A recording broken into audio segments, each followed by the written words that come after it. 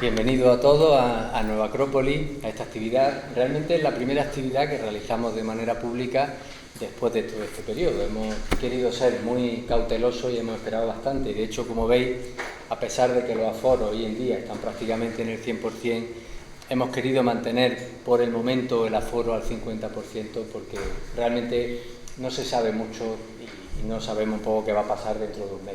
Por extremar un poco esas medidas, hemos tenido cuidado también y hemos utilizado este sistema de reserva, que es el sistema que vamos a utilizar a partir de ahora durante por lo menos el tiempo que estemos funcionando de esta manera.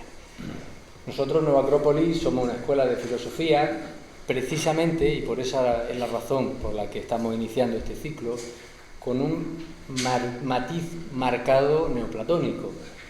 De alguna forma, dentro de la filosofía y de las distintas corrientes, de lo que es la filosofía moral y la filosofía trascendental, el neoplatonismo es un modelo de filosofía que en sus diversas etapas aúna de una manera especialmente interesante, bajo nuestro punto de vista, tanto esa inmanencia en la naturaleza de lo trascendente como también lo cotidiano y lo moral. Y de alguna forma también aúna a través de un eclecticismo muy marcado, sobre todo pues a partir de su primer periodo, que vamos a tener además aquí presente a través de una de las personas que lo van a representar, pues muy ecléctico, algo que también en Nueva Acrópolis tratamos que sea una seña de identidad, es decir, un estudio de la filosofía de una manera, si queremos llamarla, holística, en el que caben todas las visiones, siempre y cuando estén de alguna forma de acuerdo con los tres principios inspiradores que tiene esta escuela, que están ahí en la escalera, lo pueden ustedes ver luego al salir, que son siempre el concepto de poder formar, al menos en lo que a nosotros nos atañe en nuestra escuela, un cierto sentido de fraternidad, de convivencia, sin ningún tipo de distinción de raza, credo, sexo, condición social, política, etcétera, evidentemente basado en un respeto fundamental, en una ética de mínimos, ¿no? Como diría Adela Cortina, en la que especialmente se pueda permitir que cada uno sea como es, sin que le imponga a los demás esa forma de verlo, a través del estudio comparado de religiones, de filosofía, de ciencia y arte, algo que es un marchamo de nuestra escuela desde hace muchísimo tiempo, y tratando de que esa filosofía, y ese tercer principio, realmente sirva para potenciar al ser humano, para desarrollar esos poderes que son latentes muchas veces, como son la empatía, el poder de alguna manera descifrar ese misterio que es la vida y que tan presente estaba en la filosofía neoplatónica. Por esa razón hemos empezado un ciclo que comienza con esta actividad hoy, en la que vamos a presentar algunos de los personajes que van a estar presentes en la actividad que va a tener lugar la semana que viene, el miércoles, jueves y el viernes. Vamos a hacer una visita siguiendo, y en torno al amor, como el libro que tienes, que te he visto de Ficino, siguiendo ese camino del amor que aparece también representado en el banquete de Platón, siguiendo las distintas etapas y los distintos estadios o escalones.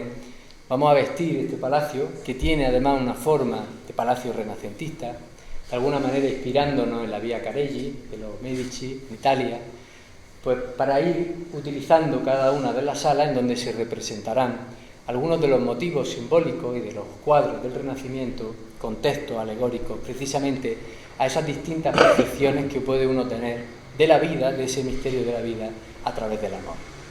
Entonces, evidentemente, estáis todos invitados, pero previa reserva, hay que hacer la reserva igual que en esta actividad porque vamos a hacerlo con números reducidos.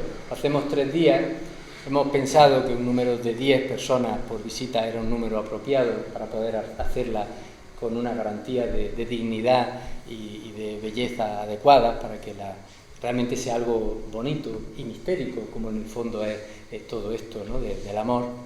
Y entonces hoy sí queríamos presentar a algunos de los personajes. Desgraciadamente la filosofía neoplatónica no es especialmente conocida, o sea, incluso en el ámbito de la filosofía muchas veces acotada, y el problema es que muchos de los personajes que para nosotros son muy cotidianos y que de alguna manera nos suenan, pues uno los presenta, como puede ser pues propio Ficino, por ejemplo, o como puede ser Lorenzo, quizás sí es más conocido, o Plotino, que es de quien va a hablar Antonio. Pues si hacíamos directamente la visita sin presentarlo, pensábamos que podía faltar quizá esa parte un poco teórica que nos acercara un poco a esa forma de entender el mundo que tiene la filosofía neoplatónica. Y ese era un poco el sentido de esta actividad, que quería presentarlo primeramente. Realmente la filosofía neoplatónica tiene distintas etapas, al menos dos de manera muy marcada en su inicio, y por eso aquí hemos pedido a Antonio Martínez, quien ha sido director de esta escuela durante más de 20 años, que nos presente precisamente a Plotino, quien recupera de alguna manera de un cierto escepticismo académico también que había caído la filosofía de Platón, y también por las propias circunstancias del momento, una forma muy determinada de interpretar la filosofía platónica, con la ayuda de otros personajes de los que él nos hablará. Y luego nos introduciremos en la segunda etapa o el segundo momento de la filosofía neoplatónica, el más marcado, decía, como puede ser el periodo del Renacimiento, en el cual dos figuras que además se siguen en el tiempo, como es el caso de Ficino y como es el caso de Lorenzo el Magnífico, Lorenzo de Medici, quien además fue un gran precursor de toda esta filosofía. De esa manera cubríamos un poco, no es que la filosofía neoplatónica acabase allí, luego la influencia ha seguido, podemos encontrar ecos, o al menos así lo defienden algunos autores, en Leibniz, Spinoza, en el romanticismo alemán. Es decir, hay distintas etapas en las que podemos encontrar ese eco de la filosofía neoplatónica, pero evidentemente todo parte de los inicios, y para nosotros es importante siempre ir a las fuentes y luego evidentemente profundizar en todo lo que ahí se va desarrollando. Así que sin más, no quiero prolongar más esta introducción, le voy a dar la palabra en primer lugar a Antonio Martínez para que nos presente a Plotino como iniciador de toda esta filosofía, y luego iré presentando al resto de ponentes. Muchas gracias. Cuando quieras. Gracias. Buenas tardes a todos. Bueno, me toca hablar de Plotino, lo cual agradezco mucho, y también en las representaciones no lo toquéis, dejadlo que ha mencionado Juan Manuel. Voy a tener un leve papel también vestido de Plotino. Así que sí. No os perdáis esa posibilidad, porque tal y como está diseñado, yo lo he visto solo superficialmente, pero va a ser una verdadera experiencia interior, ¿no? Si logramos que el público se meta en la escena, ¿no? Y va a ser muy interesante, ¿no? Bueno, Plotino es un personaje fundamental en la filosofía de Occidente. Posiblemente junto con Platón y Aristóteles, uno de los que más ha influido en nuestra forma de entender el mundo occidental. Y su influencia fue muy grande en su propio tiempo y después. En su propio tiempo porque va a influir directamente a todo un sector religioso, tanto en el judaísmo como en el cristianismo. Va a haber una influencia muy importante del neoplatonismo, por razones que conocemos, y luego más adelante también en el propio Islam. La parte más mística, profunda y esotérica del Islam es claramente neoplatónica, ¿no? Y luego, por supuesto, más adelante va a marcar todo el Renacimiento. No se puede entender el Renacimiento si no se entiende a Plotino, o el neoplatonismo, como se le llamó mucho tiempo después. Plotino, yo creo que no le hubiera gustado nada que a su escuela y a su filosofía se le llamase en el siglo XVIII a finales el neoplatonismo, porque él se sentía un continuador de las enseñanzas de Platón.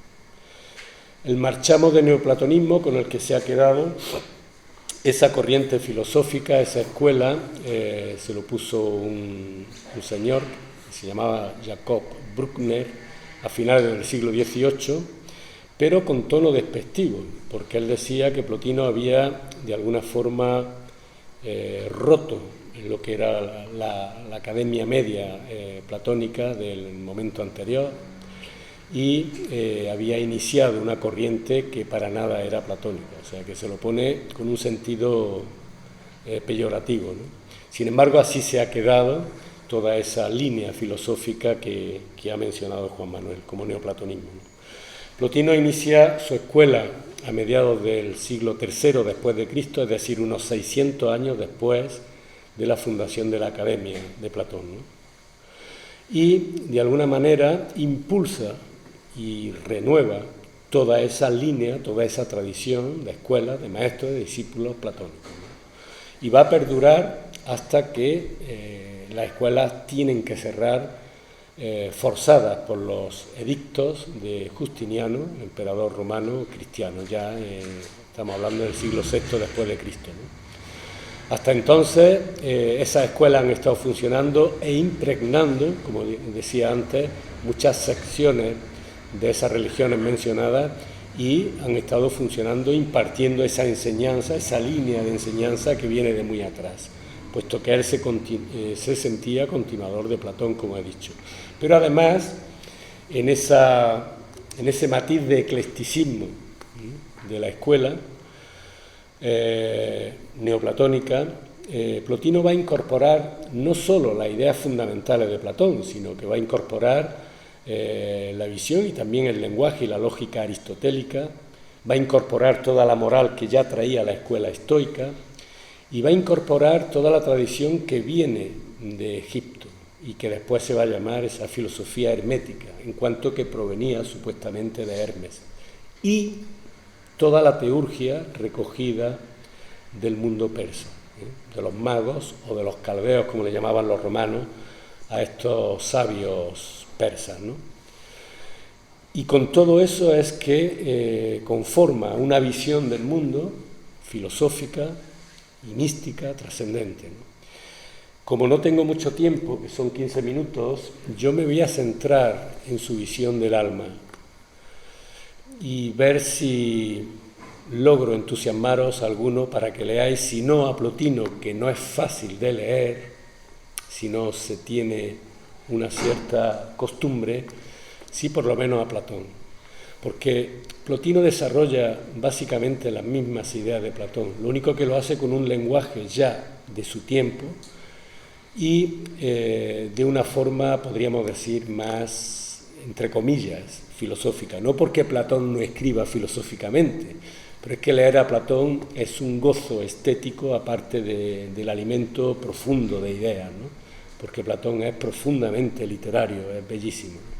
Entonces, Plotino es algo más árido, pero se puede leer y se entienden. Son esos textos, puesto que su obra la tenemos, son esos textos que a lo mejor sí requieren un fin de semana apartado para centrarse y concentrarse en ellos y no estar en otra cosa, ¿no? Eso sí lo demanda ese texto, como los de algunos otros filósofos, ¿no? Pero la enseñanza de Plotino gira fundamentalmente en torno al alma. ¿A qué llama Plotino el alma? Pues a lo que los griegos llamaban psique, es decir, para entendernos, nuestra mente y nuestros sentimientos. Eso es el alma. Para Plotino el alma existe, es invisible, pero existe, y es intermediaria, está en medio, por un lado, entre ese mundo metafísico que nos une a lo uno, es decir, al principio, al origen de todo, y, por otro lado, está unida al cuerpo que nos sujeta, que nos soporta. El alma, por lo tanto, es un intermedio. Y no solo eso, sino que impregna completamente los cuerpos físicos.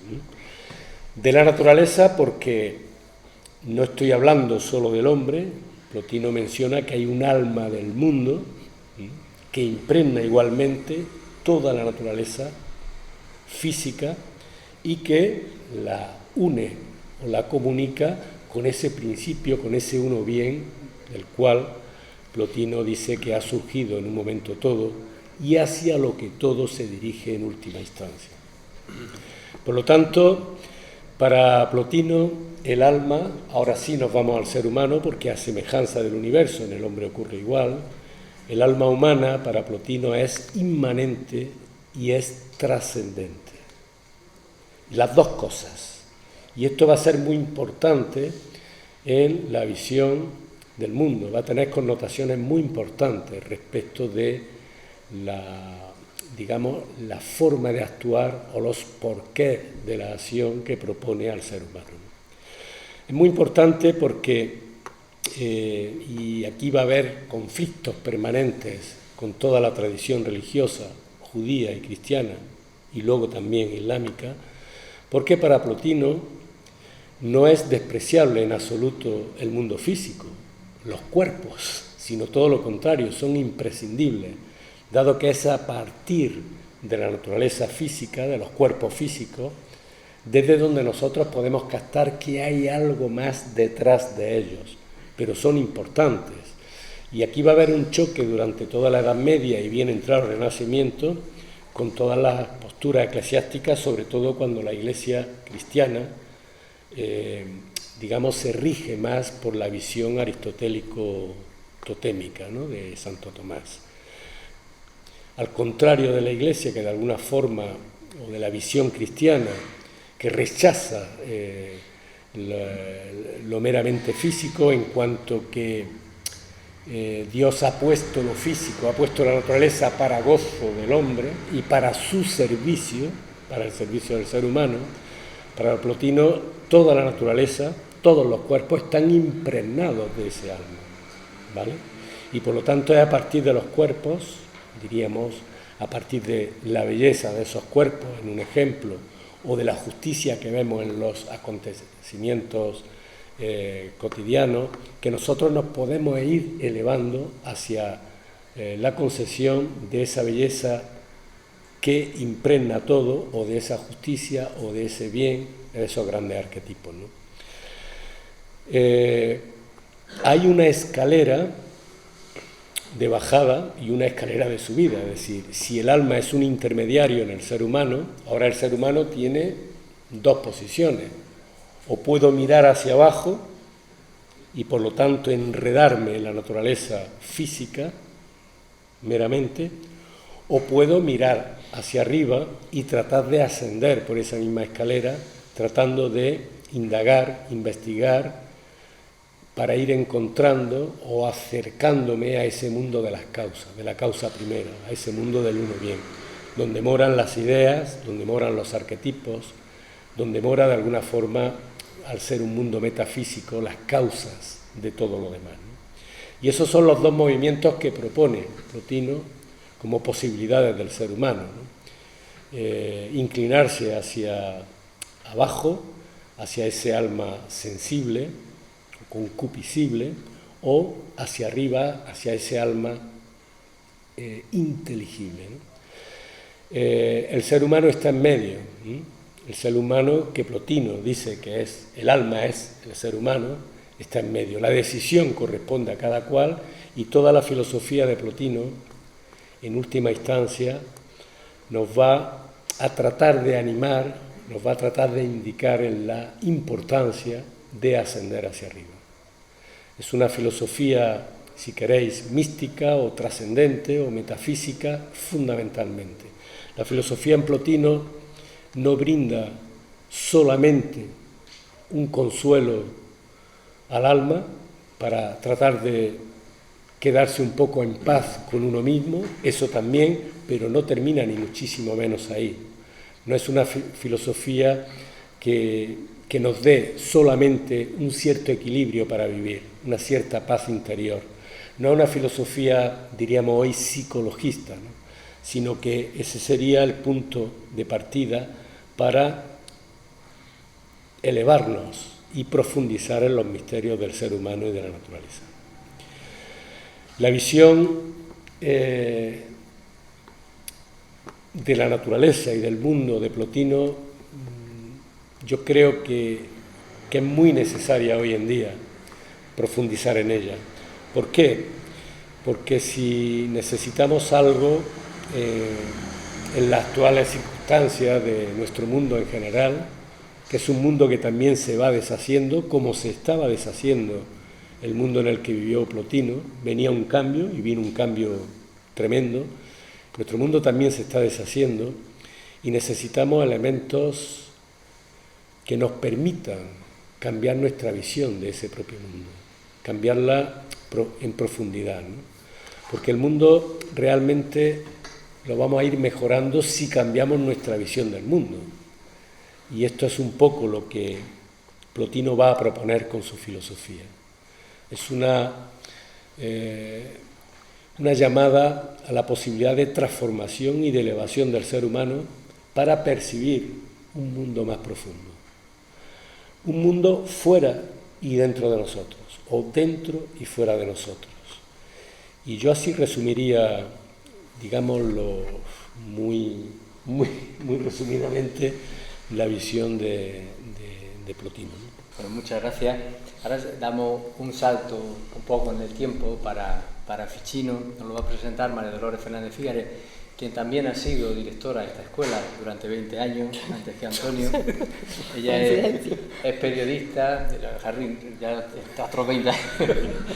Ella es periodista, es doctora en antropología y bueno, tiene publicado varios libros. Tiene un libro que es Los amigos de Platón, donde precisamente sigue el hilo de toda la filosofía platónica hasta el presente. Tiene otro libro que se llama sobre la filosofía presocrática, los primeros filósofos. Ahora recientemente ha publicado uno que se llama La caravana de la idea, que trata sobre el traspase de conocimiento de Oriente a Occidente, y está trabajando ahora en uno sobre la mística, que evidentemente también tiene mucho que ver con esta filosofía. Y nos va a presentar a Marsilio Ficino. Muchas gracias por tu presentación y estoy encantada de estar aquí, porque, bueno, es un renacimiento, ¿no? Estamos viviendo un renacimiento y es bueno que nos acompañemos de estas grandes figuras. Marsilio Ficino pertenece a un tiempo verdaderamente favorable al conocimiento, visto desde tantos años, tantos siglos, ¿no? 6 siglos. Pero fue difícil también, lo hicieron, pero fue difícil. Es conveniente que lo tengamos presente porque estaba también el tiempo, como decía Antonio, de traspaso, ¿no? Del cambio de una situación como era la prevista caída de Constantinopla, que tardaba y estaba cada vez a punto de más cerca de que se produjera. Y eso produjo una gran oleada positiva en Occidente. Curiosamente, yo nunca lo hubiera pensado, porque la historia nos la cuentan como nos la cuentan, pero si tenemos en cuenta cómo viajan las ideas, y estoy todavía con el tema de las caravanas en la cabeza, las ideas viajan de manera mucho más libre y mucho más bella que viajan las personas o viajan las mismas guerras o las mismas fricciones. Y ya desde hacía bastante tiempo, pues casi un siglo, estaban haciéndose esa translatio studiorum que le dicen los expertos, la traslación de textos clásicos, textos fundamentales para la civilización que venían del Imperio Bizantino. Y se iban pasando, iban viniendo algunos de Occidente a Constantinopla a aprender griego con la intención de traducir las grandes obras. De tal manera que, por ejemplo, el caso de Platón, pues no fue conocido en Europa más que 2 o 3 obras, es decir, Timeo, República y pare usted de contar prácticamente. No era conocido Platón en las universidades medievales. Eran conocidas algunas de las cosas que había dicho Plotino, como decía Antonio, pero tampoco mucho. Reinaba Aristóteles por la vía berroísta, por la vía Berroes. Pero las cosas no fueron así siempre, sino que empezaron a llegar todos estos eruditos, que había muchos bizantinos, a Occidente, huyendo un poco de lo que se venía encima, y se traían siempre muchos libros, muchísimos libros.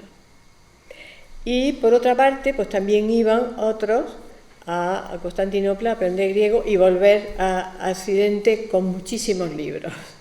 Y se produjo un movimiento muy fuerte en las ciudades italianas, en las ciudades-estado, de renovación de un interés por una filosofía que para ellos era nueva, no era conocida.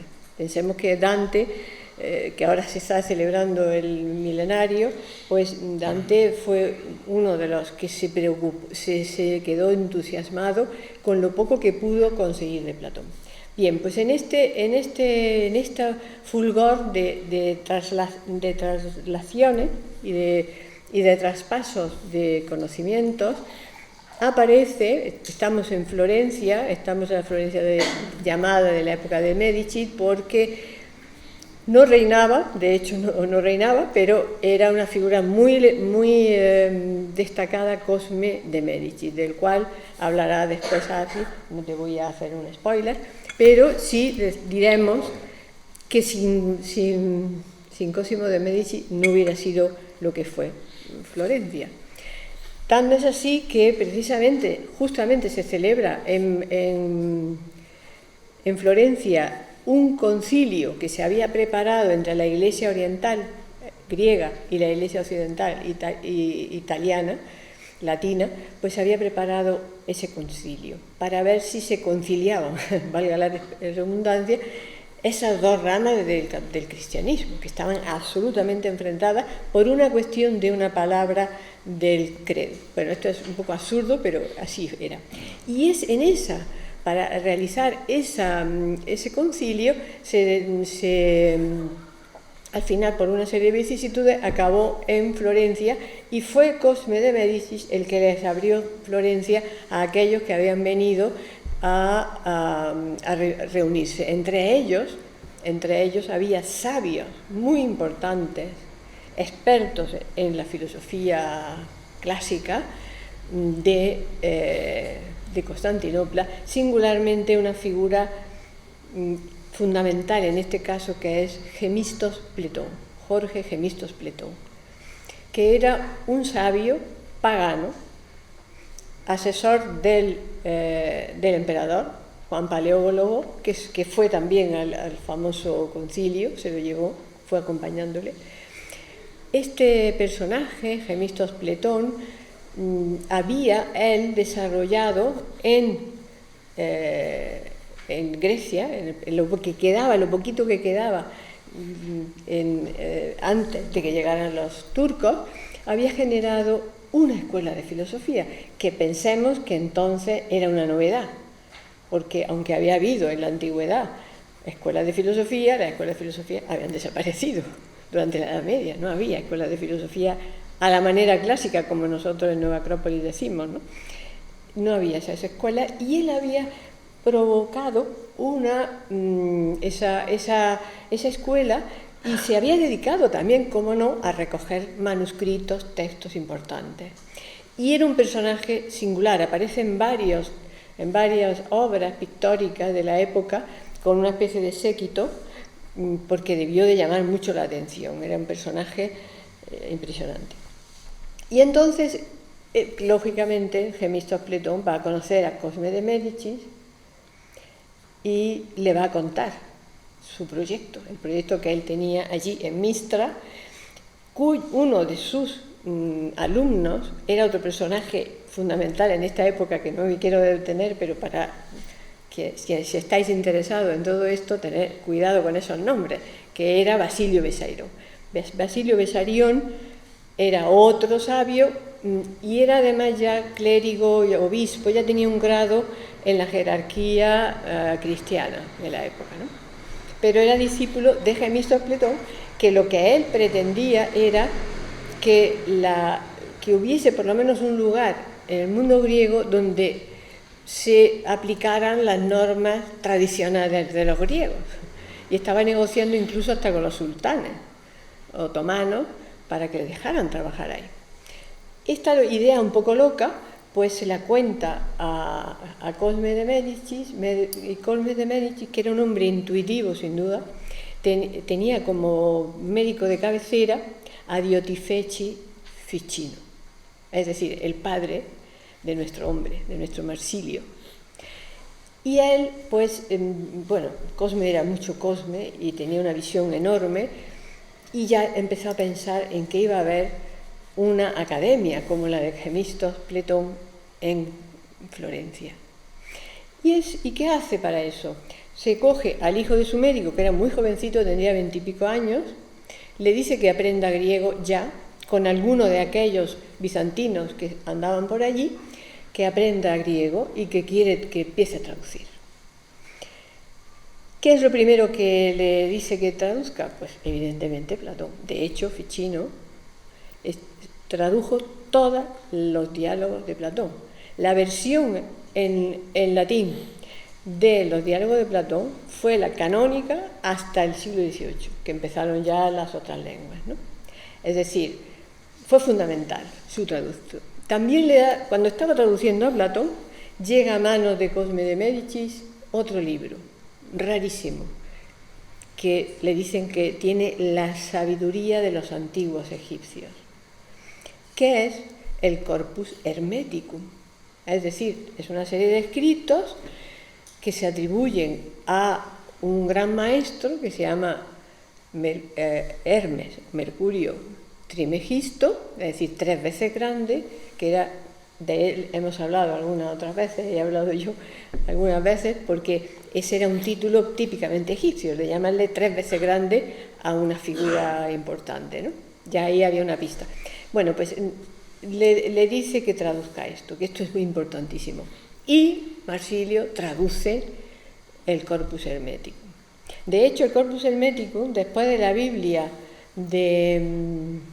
famosa de Gutenberg, fue creo que el segundo o el tercer libro que se imprimió. Fue un bestseller, se hicieron 12 ediciones. Todo el mundo compraba el Corpus Hermeticum, que era la sabiduría de los antiguos egipcios, traducida del griego, porque el Corpus Hermeticum había sido escrito en griego.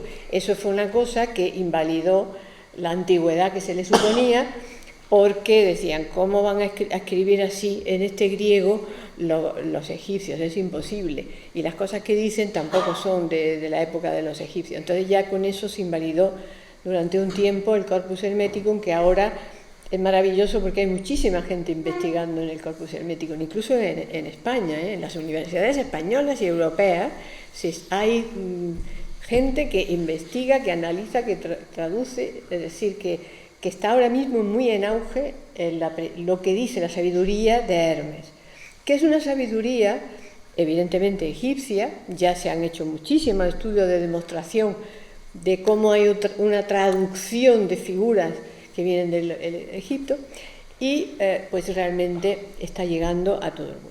Bien, pero no nos salgamos porque tenemos que irnos con Marsilio.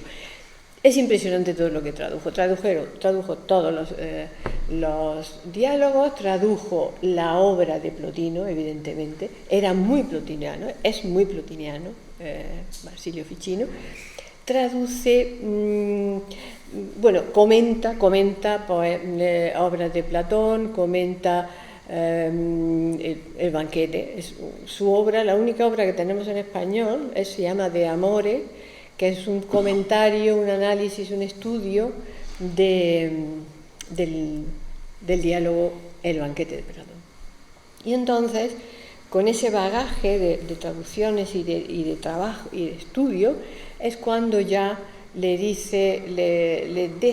da Cosimo la Villa Careggi, que es una construcción que existe todavía, ahora es, bueno, no sé ahora, espero que lo hayan quitado, pero era como la oficina de un hospital. Había el hospital de Careggi, sigue todavía, ¿no? Bueno, pues es la oficina.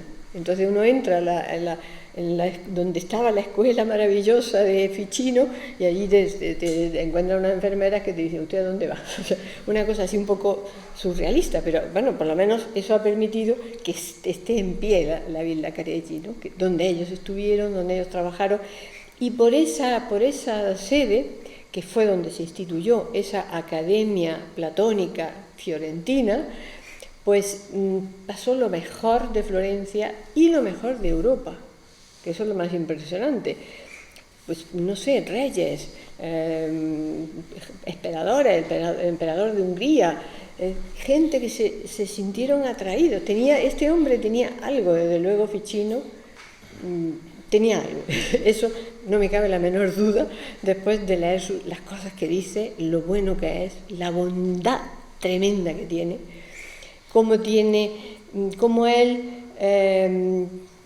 digamos, opta por la poesía. Él, su gran admiración es aquellos que escribían buena poesía. Él también escribía, pero él sobre todo escribía himnos, que eso es otra cosa muy interesante, que toma de Proclo, otro platónico muy importante, al cual él hace unos comentarios muy buenos también, pues la idea de usar los himnos con el canto, es decir, cantar los himnos para la oración, es decir, que para elevar ese alma que hablaba antes de Antonio, que él lo toma absolutamente, encontraba que determinados himnos elevaban el alma. Y él lo comprobaba y lo contaba.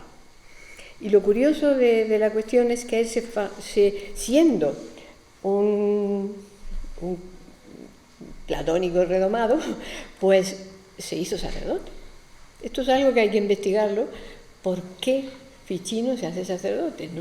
A mí me choca bastante, pero llegó a ser deán de la Catedral de Florencia. Luego lo echaron, eso también es verdad, porque le acusaron de que le gustaba demasiado el paganismo, ¿no? Pero llegó y tenía cardenales de la Iglesia cristiana, católica, tenía cardenales en la academia. Entonces, quiere decir que este personaje pues se centra de una manera muy clara en dos elementos muy importantes. Uno, la inmortalidad del alma. De hecho, una de sus obras grandes que está sin traducir, que yo sepa, no sé si los ingleses lo han traducido, creo que tampoco, que es la teología platónica. Y la teología platónica, ¿sí? ¿Está en inglés? Teología platónica y la inmortalidad de las almas, es como lo de... Entonces él se centra ahí y plantea una demostración extraordinaria sobre la inmortalidad de las almas. Curiosamente, no se había hablado en la Iglesia de la época, ni en la anterior, ni en la anterior, ni en la anterior, en ningún concilio de la inmortalidad del alma. Hubo que esperar hasta el siglo XVI, cuando se habló de ese dogma de la inmortalidad del alma. Extraño, ¿no? Curioso. Pues qué duda cabe que los escritos de Marsilio Ficino debieron de impresionar, porque es un texto irrefutable. Es de la teología platónica y la inmortalidad de las almas, porque lo de las almas es muy importante, porque explica muy bien por qué el ser humano es inmortal, porque el alma del ser humano es inmortal, ¿no? Y en fin, es un trabajo de gran erudición, de conocimiento muy profundo de esos grandes maestros, de Proclo, de Plotino y de Platón fundamentalmente, que son sus guías, sus númenes, y se ve que al querer saber qué dicen y traducirlo, se ha llenado de ellos, y es muy interesante. ¿Dónde podemos ver todo eso? Pues lo podemos ver en las cartas. Yo creo que la escuela, lo poco que sabemos de la academia es que era un lugar donde se encontraban estos amigos, porque usaban mucho la palabra amigo, se encontraban en esa sede y hacían una serie de actividades. Por ejemplo, celebraban el nacimiento y muerte de Platón, que se calculaba que habría sido en el 7 de noviembre. Decían que había habido una tradición de Plotino y de Porfirio, que ya después de Porfirio no se siguió haciendo en las escuelas platónicas, y ellos revivieron esa tradición de conmemorar. Que dicho sea de paso, nosotros aquí en nuestra escuela de Nueva Acrópolis hemos hecho eso varias veces celebrando el banquete. Ya me quedan unos minutitos, ¿no? 2 o 3, 4. No, perdona, ¿eh? Bueno, entonces diré que todo esto, ¿dónde aparece? En esos encuentros, en estas cosas, esto sí lo tenemos, porque sí escribió el libro sobre el amor, pero lo más importante de todo son sus cartas. Es decir, si queremos saber qué pensaba Plotino, cómo vivía Ficino, cómo era su vida y la vida de todos aquellos que estaban con él, nos encontramos hizo 12 tomos y tenemos traducido al español solamente a uno, traducido del inglés. O sea, estamos bastante pobres. pero es suficiente para darse cuenta de lo que decía. Y dejarme que diga, y así le paso a Harry lo que va a decir él luego, porque va a hablar de Lorenzo, el Magnífico, que fue su pupilo, su padre, que era Pietro de Medici, lo nombró a Ficino el, digamos, preceptor de su hijo. Entonces le dice, él había estado enfermo, ¿no? Bueno, las cartas son interesantísimas porque le echa una bronca Lorenzo porque no le ha escrito, ¿no? ¿Cómo?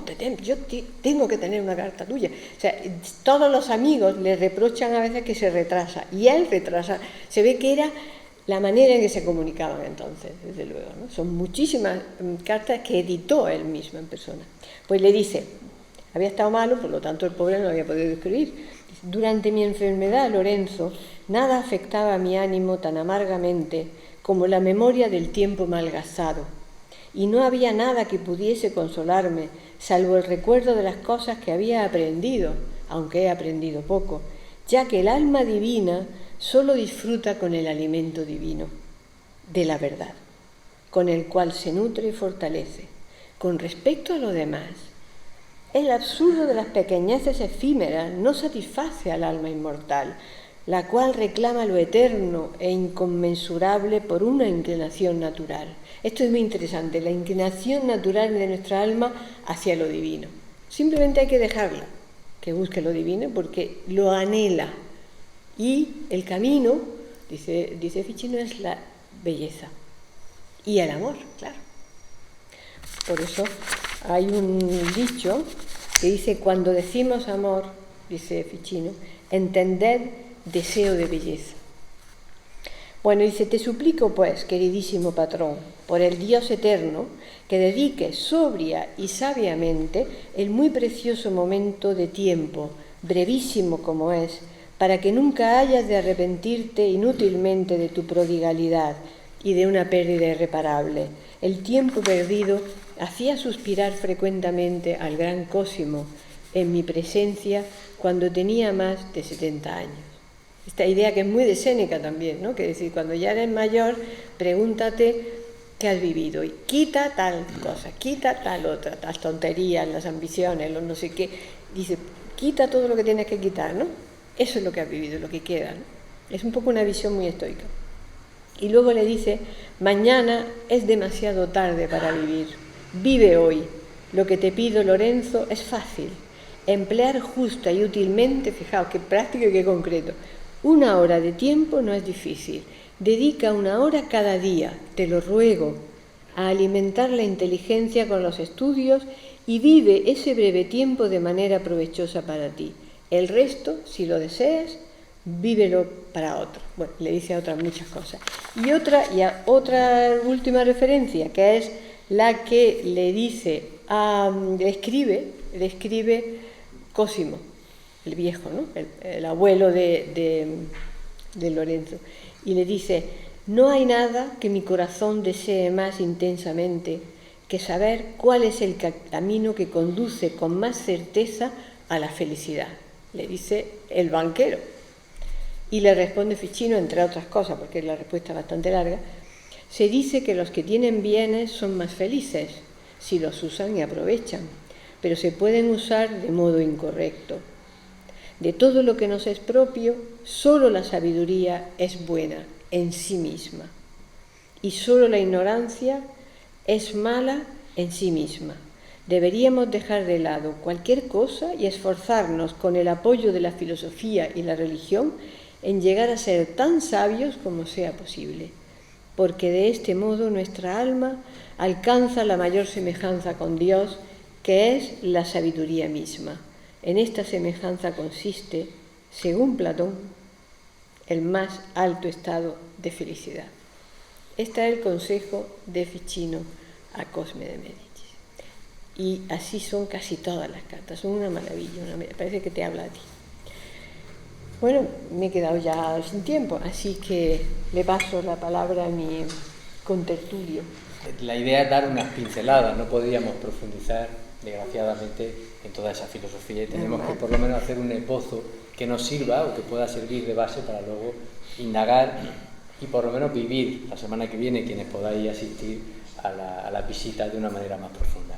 Ahora le vamos a dar en último lugar la palabra a Harry Costin. Harry Costin es instructor también de aquí, de esta escuela. Él es doctor en estrategia por la Universidad de Boston y tiene una maestría en educación por la Universidad de Harvard. Y además está ahora trabajando mucho en la figura, lo escogimos precisamente porque está trabajando ahora especialmente en la figura de Lorenzo, el magnífico de Lorenzo de Medici. Así que cuando quiera, Harry, tiene la palabra. Gracias. Bueno, quisiera agradecer aquí a mi maestro Marsilio Ficino, porque realmente fue mi maestro, al igual que mi abuelo, Cosme de Medici. Y tenemos que entender de que la familia de los Medicis tiene raíces muy profundas en Florencia, y Florencia es un país. Es decir, cuando hablamos de Florencia tenemos que entender la Toscana básicamente actual, y entenderla como uno de los 4 grandes estados de la Italia, que se encuentra desmembrada, que acuérdense que Italia solo se unifica a fines del siglo XIX, y nunca totalmente, porque las diferencias están muy claras. Entonces, en el sur tenemos el reino de Nápoles, que luego será conquistado, ¿no es cierto?, por los españoles. Por otra parte tenemos la Serenísima, que es Venecia. Tenemos Milán, tenemos Florencia, y tenemos los estados papales que se irán fortaleciendo en realidad después, porque es a partir de Julio II y posteriormente, ¿no es cierto?, con León X, que es hijo de Lorenzo de Medici, y otro que se van a firmar más los estados papales. Pero están las ambiciones, y justamente va a haber un gran conflicto en un momento que va a afectar muchísimo a Lorenzo de Medici. Y quisiera presentar a Lorenzo de Medici como el filósofo en el mundo, porque él recibe, llamémosle, una doble o triple educación. Una educación del alma que hace de él un filósofo, y donde no solamente va a participar Marsilio Ficino, sino que una serie de estos grandes personajes asociados con este proyecto de un movimiento neoplatónico lanzado por Cosme de Médicis y alentado por este personaje que viene del mundo bizantino, Gemistos Cletón. Es decir, ahí hay un hálito, un empuje, y Cosme provee los medios. Y es muy interesante que Lorenzo, que luego será llamado el Magnífico y veremos por qué, nace y muere en la Villa Careggi. Y la Villa Careggi es fundada, o digamos este movimiento, 10 años de su nacimiento, en 1449, y él va a morir en 1492. Es decir, estamos en la época de los Reyes Católicos, por ponerlo en contexto local. ¿Cuál es el problema de un lugar como Florencia, que es una ciudad-estado? La supervivencia. ¿Cómo yo sobrevivo y mantengo mi independencia? Porque están los franceses, más tarde van a estar los españoles, que los españoles van a llegar hasta L'Aquila, que no está lejos de Roma, y donde hubo un levantamiento en cierto momento y hubo una fuerte reacción contra, con lo cual básicamente se destruyen las murallas y los hacen construir a los habitantes un tremendo castillo, que en realidad nunca fue un castillo militar, pero decir, mira, para que vean, ahora lo vamos a tener controladitos. Entonces hay que pensar en este sándwich en el cual continuamente hay que cambiar las alianzas.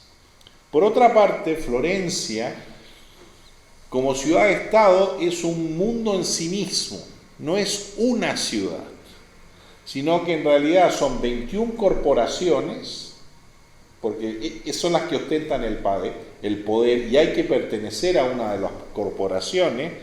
Los Médicis, ya cuando Cosme y su padre Giuliano arma el imperio, en realidad se dedicaban a todo, pero son de la corporación de los banqueros. Es decir, la banca está en el centro, pero estaba metido en el comercio de la seda, estaba metido en muchísimas cosas.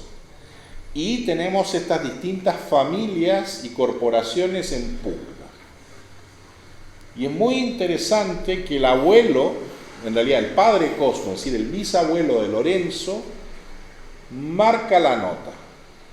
¿Por cómo marca la nota? Estableciendo un estilo frugal, porque la ostentación podía llevar a la muerte en Florencia.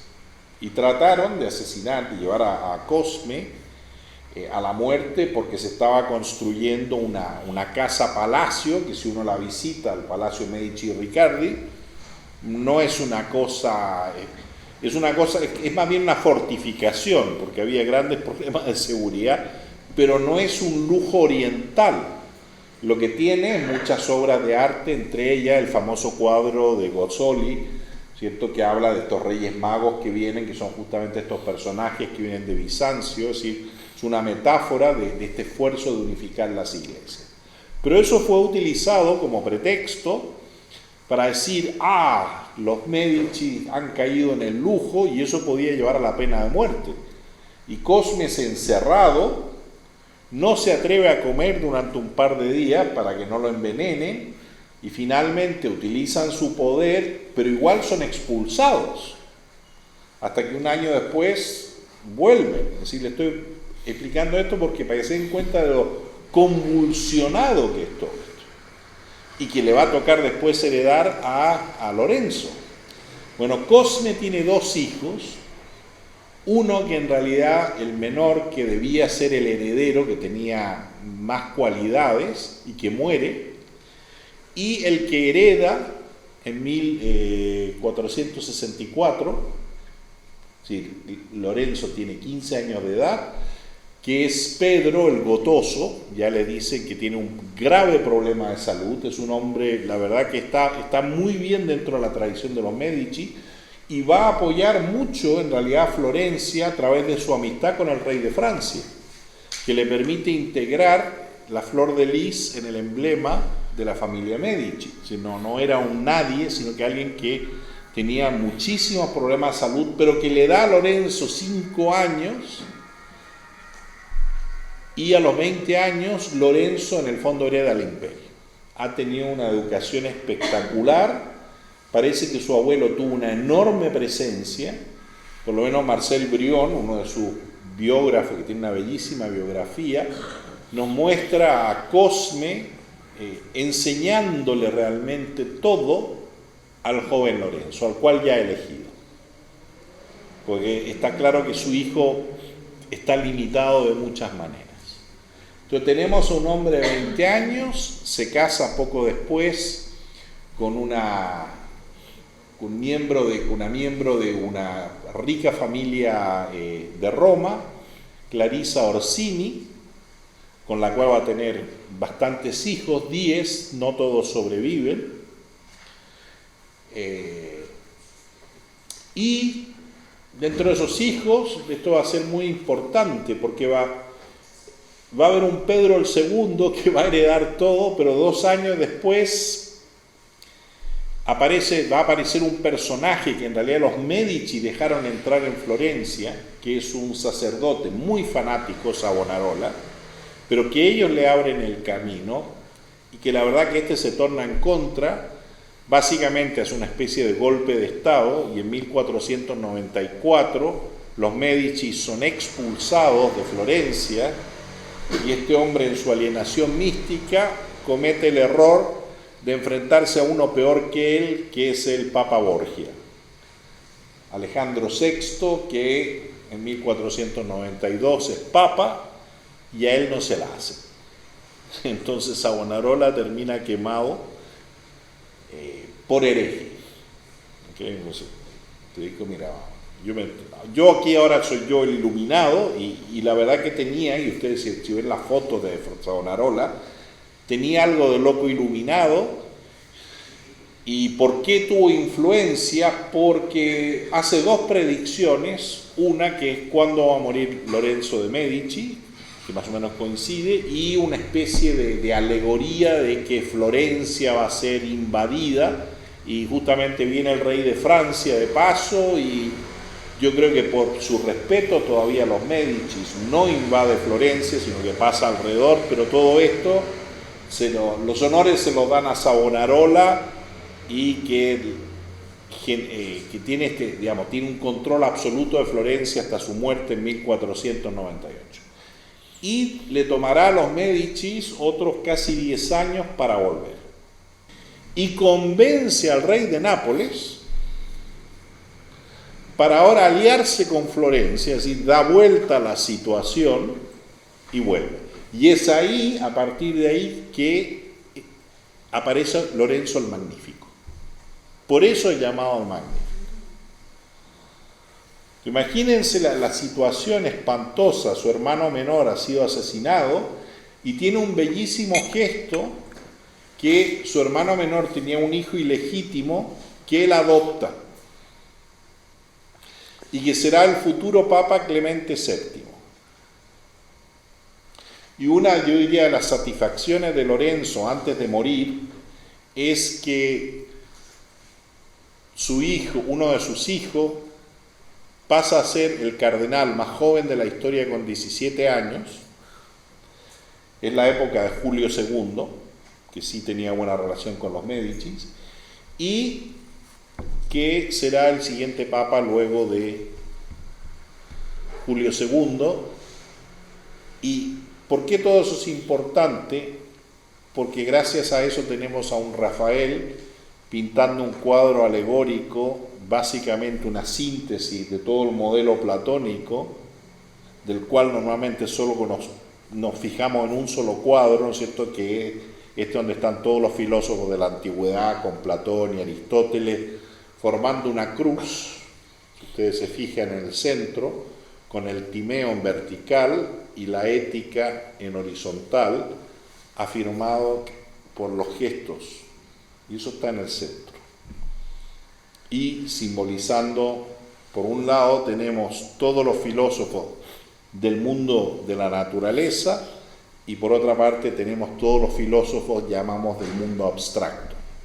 Y están muy bien representados porque tenemos a un lado Pitágoras y al otro lado Euclides. Bueno, todo eso es un producto de esta escuela neoplatónica. Ese es el lenguaje. ¿Y por qué hay que estudiar el arte renacentista? Porque justamente esta visión del mundo se traduce en arte. ¿Okay?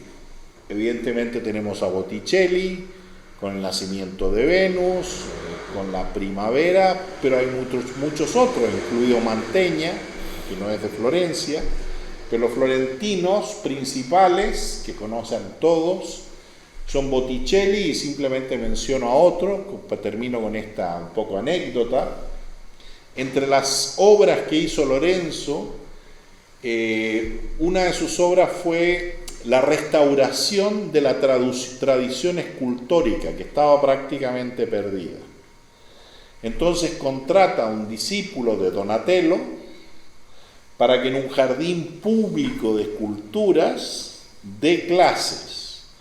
Y ahí aparece un niñito dotado, que es Miguel Ángel. Lorenzo reconoce el talento de Miguel Ángel y se lo lleva a vivir a su palacio junto a sus hijos. Es decir, Miguel Ángel se educa y se cría en el corazón de la familia de los Médicis. Y esto es una anécdota, podríamos ahora sumar 100, pero simplemente entonces quisiera yo poner el acento del filósofo en el mundo, el que toma todas estas bellas enseñanzas, pero las aplica en un mundo muy, pero muy complejo. Gracias.